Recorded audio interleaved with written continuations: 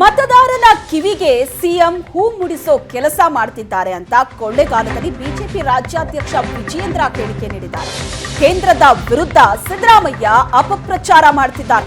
ಕೊಳ್ಳೇಗಾಲದಲ್ಲಿ BJP ರಾಜ್ಯಾಧ್ಯಕ್ಷ ವಿಜಯೇಂದ್ರ ಕೊಟ್ಟಂತಹ ಹೇಳಿಕೆ ಇದು. ಸಿದ್ದರಾಮಯ್ಯನವರು ಕೇಂದ್ರದ ವಿರುದ್ಧ ಅಪಪ್ರಚಾರ ಮಾಡ್ತಾ ಇದ್ದಾರೆ.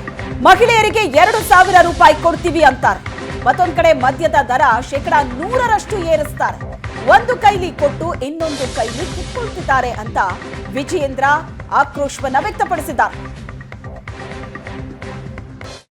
ಒಂದು ಕಡೆ ಕಾಂಗ್ರೆಸ್ ಸರ್ಕಾರ ಮಾನ್ಯ ಮುಖ್ಯಮಂತ್ರಿಗಳು ನಮ್ಮ ಕೇಂದ್ರ ಸರ್ಕಾರದ ಮೇಲೆ ಅಪಪ್ರಚಾರವನ್ನು ಮಾಡ್ತಕ್ಕಂಥ ಸಂದರ್ಭದಲ್ಲಿ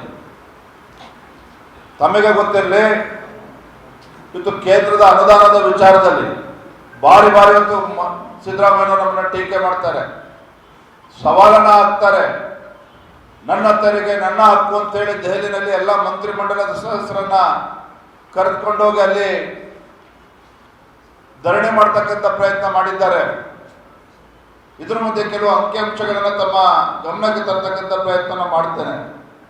2014ರಿಂದ 2019ರ ಅವಧಿಯಲ್ಲಿ ಕೇಂದ್ರ ಸರ್ಕಾರ ಕರ್ನಾಟಕ ರಾಜ್ಯಕ್ಕೆ ನೀಡಿದ ಒಟ್ಟು ತೆರಿಗೆ ಹಂಚಿಕೆ, ಟ್ಯಾಕ್ಸ್ ಡೆವಲ್ಯೂಷನ್, ಪದೇ ಪದವನ್ನು ಕೇಳ್ತೀರಿ, ಟ್ಯಾಕ್ಸ್ ಡೆವಲ್ಯೂಷನ್, ಕರ್ನಾಟಕ ರಾಜ್ಯಕ್ಕೆ 2014ರಿಂದ 2019ವರೆಗೆ 1.35 ಲಕ್ಷ ಕೋಟಿ ಕರ್ನಾಟಕ ರಾಜ್ಯಕ್ಕೆ ಕೇಂದ್ರ ಸರ್ಕಾರದಿಂದ ಬಂದಿರತಕ್ಕಂಥದ್ದು.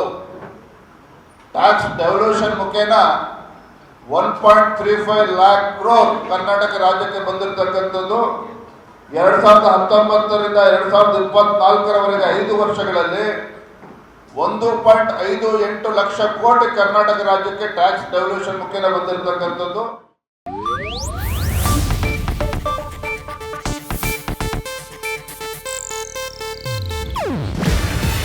ಇದು ಏಷ್ಯಾನೆಟ್ ನ್ಯೂಸ್ ನೆಟ್ವರ್ಕ್ ಪ್ರಸ್ತುತಿ. ನೀವು ನೋಡ್ತಿದ್ದೀರಾ ಏಷ್ಯಾನೆಟ್ ಸುವರ್ಣ ನ್ಯೂಸ್.